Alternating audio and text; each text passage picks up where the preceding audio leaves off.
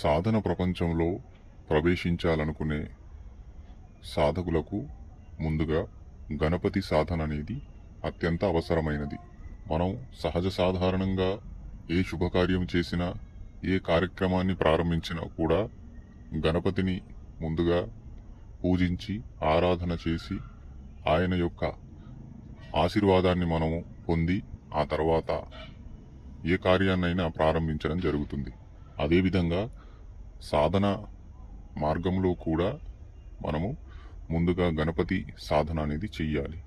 పూర్వంలో మన ద్వారా ఏవైనా పాపకర్మలు జరిగి ఆ పాపకర్మ నుండి సాధన జీవితం మీద ఎలాంటి చెడు ప్రభావం పడకుండా మన మీద ఏవైనా గ్రహదోషాల ప్రభావము పూర్వంలో ఉన్నట్లయితే వాటి ప్రభావం అనేది కూడా సాధన మీద పడకుండా సాధన త్వరగా సిద్ధించడానికి మనం చేసే మంత్ర సాధన యొక్క దైవిక శక్తి తొందరగా ప్రసన్నమై ఆకర్షితమై మనకు సిద్ధిని ప్రసాదించేందుకు ముందుగా గణపతి ఆరాధన, గణపతి ఉపాసన తప్పనిసరి.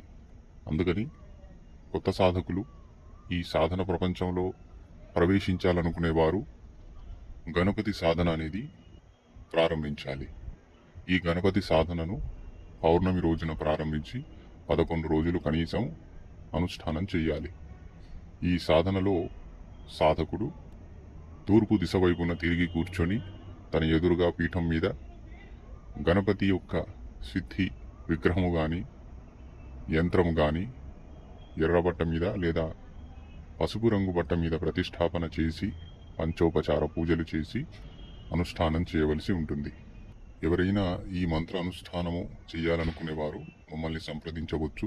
వీడియోలో నెంబర్ అనేది అందించడం జరిగింది.